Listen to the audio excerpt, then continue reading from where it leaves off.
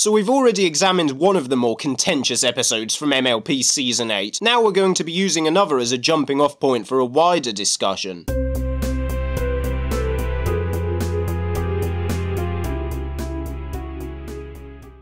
By far the biggest complaint against a matter of principle seems to be Discord being a complete ass and making everyone's lives miserable, something which is admittedly not out of character for him. Then there's Lily Orchard, who being the contrarian she often is, somehow managed to spin it into her narrative that Starlight Glimmer is a deranged psycho who must be destroyed at all costs, rather stretching it a bit there. The changelings are having issues with Warmonger. Starlight sets a fucking monster on the hive. The princesses are arguing and don't understand each other. Starlight throws the entire kingdom into chaos. Starlight and Sunburst have grown apart over the years. Starlight literally fucking age regresses him. Twilight has her school shut down for being negligent. Starlight encourages her to disregard the checks on power. Discord is mocking and insulting Starlight. Starlight tries to fucking murder him. Now, I don't think Lily is a raving idiot, unlike some people. She makes a lot of good points, as a matter of fact. However, she does tend to have a problem with overgeneralization. In this video, for instance, she repeatedly goes back to that screenshot from A Matter of Principles of Starlight blasting Discord away, as though it is damning evidence of how Starlight is still a dangerous terrorist who hasn't learned anything. The thing is, when you provide context for this image, it doesn't look nearly so damning anymore. Firstly, Starlight is not trying to murder Discord, she's merely banishing him from the school grounds, which under the circumstances is an entirely appropriate response. Discord has literally just put the kids' lives in danger, and yet supposedly Starlight is somehow the terrorist in all of this. Even if you don't believe the students were in any real danger, and it seems pretty unambiguous to me, his repeated disruptions are still totally out of order, especially after being told to leave multiple times. DHX may have screwed up in numerous ways with Starlight's character over the years, but this action was more than justified, and I'm kind of surprised that Lily, of all people, a lady whose rhetoric frequently goes back to there being no moral high ground, and if someone's giving you shit you should whack them over the head, did not see it that way. Where the episode does screw up badly, however, is having Starlight apologise to Discord at the end, and portraying that as the correct thing to do. What the hell does she have to be sorry for? Not reading his mind? If you haven't got the spine to tell someone when you have some kind of issue with them, then you have forfeited any right to behave like a whiny little brat and throw your toys out of the pram. I've seen this pattern played out in the real world far too many times, and it's a very toxic message to be spreading. Let's just be clear once and for all. Hiding your negative feelings from someone is not polite or kind, it is slimy and deceitful, and will nearly always backfire in the long run. One individual who knows this better than most is Brony reviewer I Love Kim Possible a lot, who is still recovering from post-traumatic stress disorder as a result of such two-faced, cowardly behaviour. Being able to talk about things that might have bothered you can help you become closer with other people in your life, I suppose, and people have this tendency to be over-polite and not be honest because confrontation is hard. But in my experience, I'm painfully direct, especially after this, and it's helped mitigate a lot of things that might become issues in my life. Naturally, there are some cretins still demanding that she apologise, which might sound reasonable on the surface, but if KP really was such a terrible person who abused her staff, surely that begs the question, why did no one just say that to her fucking face rather than scarring her with mental trauma? It has long been an objective of this channel to teach my audience to think more constructively and have better conversations in general. However, it's reached a point now where the Brony community seriously needs to learn to properly communicate like grown-ups pronto. I was once asked the question, why do you make videos on drama or controversial topics when you know it will offend and annoy people? My answer to that is if you are so pathetic that me holding an opinion about something will drive you away, then that viewership or friendship was worthless to begin with. Sure, we can suppress our opinions and inclinations, but to what end? If you are a racist bigot, that's going to affect my judgment of you, regardless of how polite or hushed up you are about it, so you might as well be up front. It is fairly common in groups on the internet to have a no drama or no politics rule, but quote-unquote political issues are real-life issues that affect real people, hence these discussions need to be had, and there's a good reason they get so heated. Yet there remains a movement in culture to agree to disagree, a phrase which becomes paradoxical and stupid when used outside of the context of anything trivial. Such attitudes are often amplified personified in the MLP fandom, which, as my good friend Lyle Convoy once said, has a major problem with its focus on positivity. That in itself wouldn't be an issue, except that it is fake positivity. See, in the aftermath of something like the Toon Critic situation, there is no way to be positive. When someone acts like a predatory slimeball for months and nothing is done about it, that is when a community has to take a long introspective look at itself, and that never really happened. There were a number of charged back and forths in the Secret Rift, a Skype group where a number of analysis types reside, including one or two formerly in Toon's circle. One of these actually culminated in Lightning Bliss throwing a tantrum and briefly leaving, and all I could think at the time when this was unfolding was, this is cathartic, this is what needs to happen. But whenever I spoke to colleagues, their main priority seemed to be ending the drama as swiftly as possible. You may say that I am beating a dead horse by bringing this up again now, and my response is that the weed may be dead, but the root is very much still alive, and subsequent events have only served to reinforce that. When a lesson has not been learnt, you repeat it over and over again. You beat it into people's brains until it sinks in. Negativity and confrontation are a necessary and unavoidable part of being an adult. They may not be pleasant, but the alternative is far worse, whether that be throwing a petty tantrum, driving someone to PTSD, or allowing actual predatory behaviour to go unchecked. I'm Midnight, and I just lost my train of thought.